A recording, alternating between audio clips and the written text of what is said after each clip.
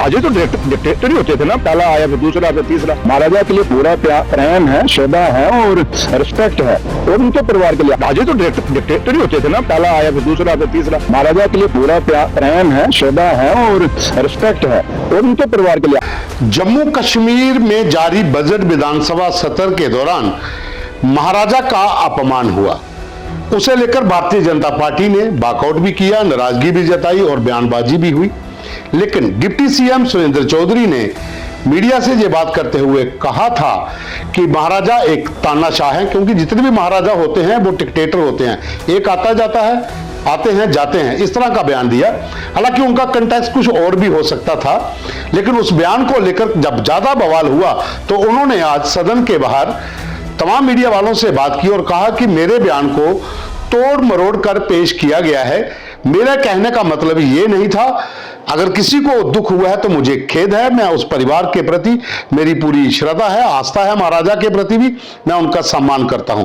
गौरतलब है कि जम्मू कश्मीर विधानसभा बजट के चलते जो पीडीपी के विधायक हैं वाहिद परा, उन्होंने वहां पर जो 1931 के वहां पर कश्मीर के अंदर आंदोलन हुआ था और राजा के खिलाफ जो विद्रोह हुआ था, उसे लेकर शहीदी दिवस के ऊपर छुट्टी की मांग की थी।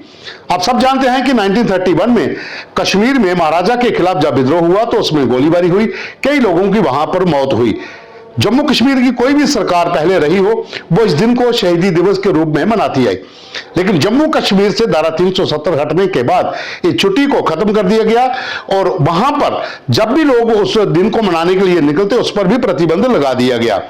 लेकिन विधानसभा में कई बार ये मुद्दा उठता रहा और इस बार भी इतने सालों के बाद चुनाव हुए तो जम्मू कश्मीर विधानसभा के भीतर जब पीडीपी के विधायक ने छुट्टी की मांग रखी तो उसे लेकर ही भारतीय जनता पार्टी के नेता इसके ऊपर बिफरे और उन जिन्होंने आंदोलन में विद्रोह किया था उन्होंने गद्दार तक कह दिया।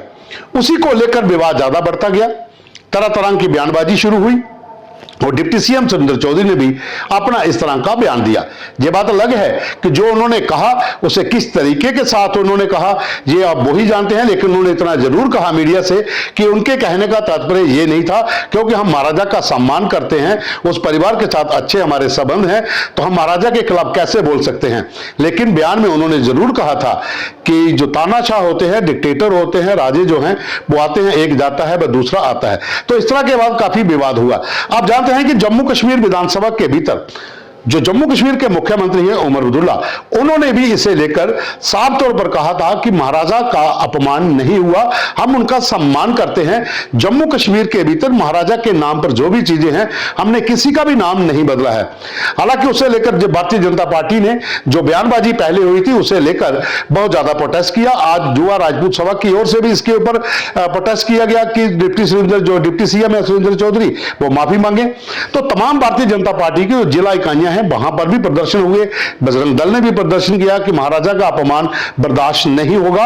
लेकिन आज सदन के बाद जब उन्होंने कहा कि उसके लिए उसे खेद है, तो अब आगे देखते हैं आगे क्या होता है। लेकिन ये अब पूरी बाइट सुनिए कि डिप्टी सीएम सुरेंद्र चौधरी पहले क्या कहा था और अब क्या कह रहे हैं। राजे तो डिक्टेटर ही होते थे ना, पहला आया फिर दूसरा फिर तीसरा। महाराजा के लिए पूरा प्रेम है, श्रद्धा है और रिस्पेक्ट है, और उनके परिवार के लिए। राजे तो डिक्टेटर ही होते थे ना, पहला आया फिर दूसरा फिर तीसरा। महाराजा के लिए पूरा प्रेम है, श्रद्धा है और रिस्पेक्ट है, और उनके परिवार के लिए। आपके महाराजा मेरे भी थे, आपके थे, सबके थे, और महाराजा साहब के लिए हमारे दिल में, मेरे दिल में और सबके दिलों में बहुत जगह है। और जो मेरी स्टेटमेंट है उसको तोड़ मोड़ के कुछ लोग अपनी टीआरपी बढ़ाने के लिए और अपनी खबरें चलाने के लिए और जिनको कोई देखता नहीं, जिनका कोई व्यूअर नहीं, उसको व्यूअरशिप को बढ़ाने के लिए ये स्टेटमेंट है तोड़ के मेरी स्टेटमेंट को तोड़ के बताया जा रहा है। जहां तक महाराजा साहब का ताल्लुक है, कल उमर साहब ने असेंबली के अंदर बिल्कुल क्लियर कर दिया है कि महाराजा साहब का क्या रोल था, 13 जुलाई का में क्या हुआ था, उसके बाद महाराजा साहब ने क्या किया, सब कुछ उन्होंने अपना एक पूरा उस अपने भाषण में समेट दिया। तो लिहाजा महाराजा साहब के ऊपर कोई कंट्रोवर्सी नहीं, बात कुछ और थी। क्योंकि जो सवाल मुझे किसी ने पूछा था, किसी और कंटेक्स्ट में पूछा था कि महाराजा साहब, महाराजा कैसे चुने जाते हैं और गवर्नमेंट कैसे, उस संदर्भ में मैंने अपनी स्टेटमेंट दी थी। तो लिहाजा उन्होंने तोड़ मरोड़ के दी थी, लेकिन मैं फिर भी कहता हूं कि महाराजा साहब, महाराजा करण सिंह जी, वो हमारे यहाँ पे चुने गए, 2 बार चुने गए, वो MP बने, वो दिल्ली की सरकार में वो मिनिस्टर रहे, सदर रियासत रहे। तो इसलिए महाराजा साहब के खिलाफ हम कहाँ जा सकते हैं। रही बात कि उनके अपने महाराजा करण सिंह जी के दोनों बेटे मेरे साथ अपर हाउस में मेंबर रहे, अजातशत्रु साहब और विक्रमादित्य जी, और मेरी उनसे अच्छी अपनी एक दोस्ती, एक मतलब मेरे भाई समान है। तो लिहाजा महाराजा साहब के ऊपर हमने ना किसी को, क्योंकि हम कभी सोच भी नहीं सकते कि महाराजा साहब के शान के खिलाफ हम कुछ कह सकते हैं, क्योंकि महाराजा साहब ने जम्मू कश्मीर में बड़े रिफॉर्म्स लाए, उनके कारण ही आज आप देखो ये आपका SNGS हॉस्पिटल बना हुआ है, रणवीर कनाल जो बनी, और मैं कितने आपको गिनाऊंगा, बहुत सारी चीजें हैं। और इसलिए मैं, जहां तक ताल्लुक है, अगर किसी को मेरी ये जो तोड़ मोड़ के अगर उससे कुछ होता है तो मुझे बड़ी खेद है कि किसी ने अगर लोगों के दिल को दुखाया है, तो उसके लिए मुझे भी महसूस हुआ कि लोगों के दिल को चंद लोगों ने अपनी TRP के लिए नहीं दुखाना। महाराजा के लिए पूरा प्रेम है, श्रद्धा है और रिस्पेक्ट है, और उनके परिवार के लिए आज उनके, मतलब मैंने कहा ना कि मेरे भाई हैं वो दोनों, अजातशत्रु जी और विक्रमादित्य जी, उनसे मेरे अपने पर्सनल रिलेशन है। तो इसलिए मैं